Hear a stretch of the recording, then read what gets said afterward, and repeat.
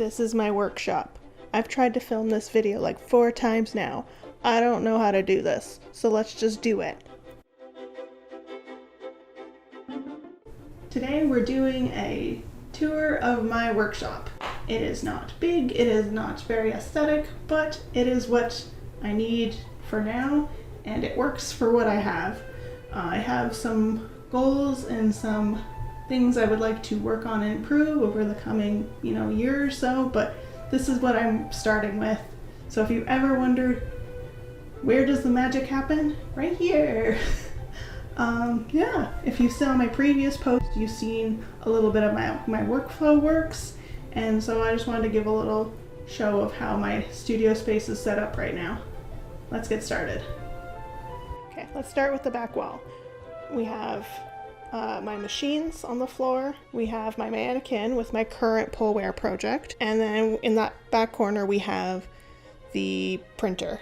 I'm hoping to get a table set up on that wall so that the machines have a more permanent home, because right now they're just kind of getting swapped from the floor to my desk, which I'll show you in a second. It's not the most convenient, so I would like to have like a permanent station for them so that I can just go back and forth between the machines without having to set them up again over and over. The mannequin itself, I believe, I'm gonna have to check who the manufacturer for the mannequin is, but I'm actually very happy with this mannequin as well.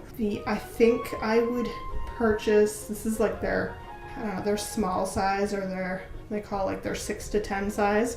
I think I would purchase the size up, the next mannequin I get, just because this, like at its max size, with the dials all turned out, it covers, like it barely reaches my size. So to get a better range of sizes for my clients, I think I'll need the next size up mannequin. But for now, I can pad out this mannequin and do it that way. On the side here, you'll see my box of scrap fabric. This is all my scrap fabric. So I once heard somebody affectionately call this their cabbage and coleslaw collection. And what that is it's all your cabbage, all your bits, your scrap bits of fabric, and your coleslaw is your tiny little bits. And these can all be recycled and reused in other things. So this is how I am trying to reduce waste in my studio. I also keep just like a bundle of like printing pattern paper in here, like the little bits that aren't, you can't pattern draft on anything, but it's enough to use for whatever little scraps of paper I need. My current desk setup. So for now, I used to have this desk set up kind of more in the middle of the room facing the door, but I actually prefer it where it is now, because now, not that you can see, but it is facing a window, which is much nicer. I get to look outside while I work, which I like. My desk setup is my machines and my laptop, and that's about all the space I have, so I usually end up having to swap out the machine whenever I am using it. What I have set up right now is my sewing machine. The brand is called Miostar So Chic. It's actually a European grocery store brand that I picked up while we were living in Switzerland, but it does everything I need it to do for now, so I don't need to upgrade it until I am doing a lot more work. But it does all the basic stitches, it does some embroidery stitches, it does buttonholes, it does pretty much most of the things I need.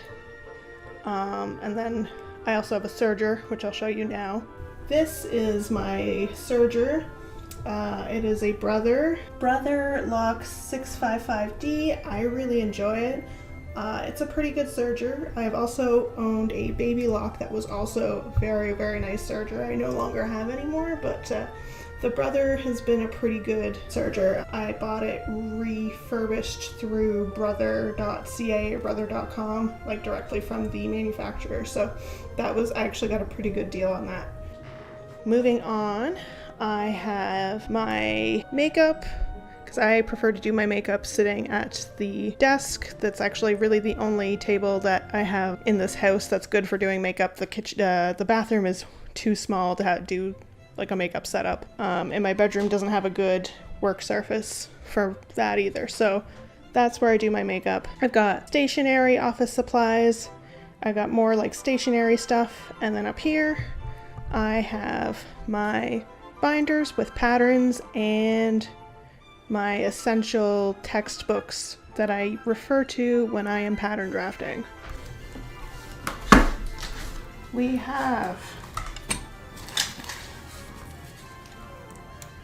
pattern making for fashion design.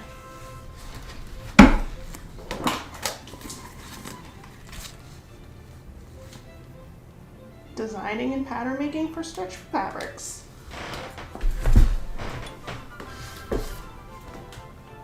And the Fashion Designer's Textile Directory. Otherwise, all of my patterns are just organized into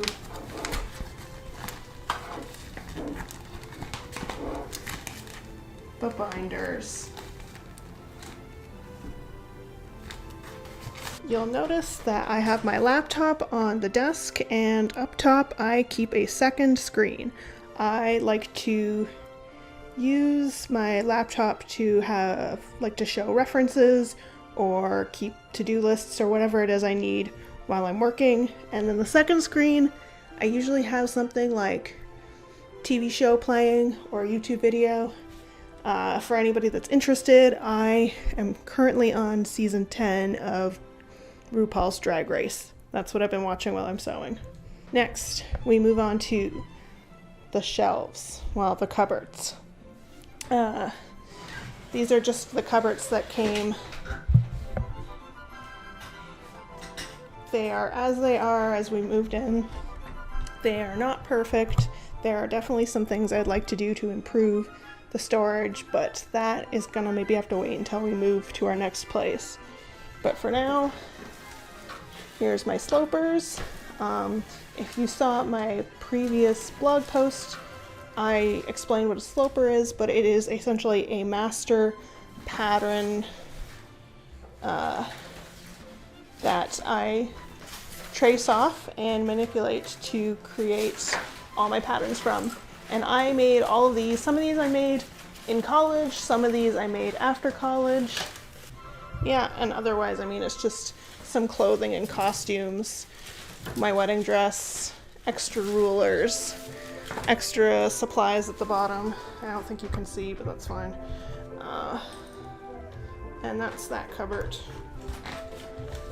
So this one is another one that I think probably has some better storage solution ideas for, but it's probably not worth doing much of until we move. But for now, it just has, as you can see, I have bags with projects that I'm working on, extra thread, my iron and ironing board that you can't see because I'm covering my ironing board, extra muslin, just miscellaneous bits of projects.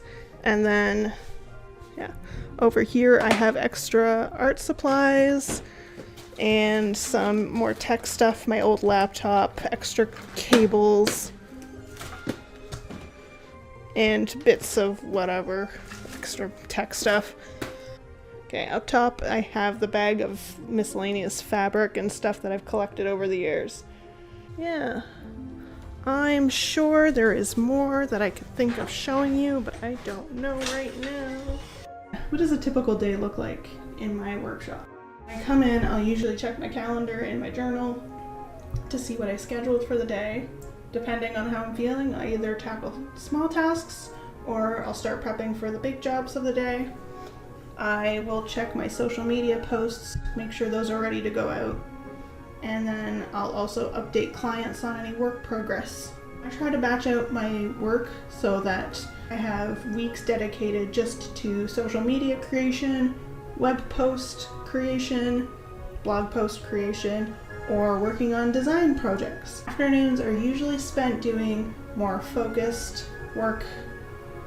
I will book off an afternoon just to spend it doing either sewing or writing, whatever it needs that needs focused concentration for a few hours. At the end of the day, I always like to tidy everything up and put it away so that I'm ready for the next day. I hope you enjoyed my little tour of my workshop. I had fun showing it off. I have no idea what the heck I'm doing. I've tried filming this video like 4 times, so hopefully this time it worked the way I wanted it to. Please like and subscribe and share this video with friends. Consider checking out my website. I do custom work. I am currently also working on a made-to-order collection. This is a little sneak peek. Thank you so much for watching and have a good day.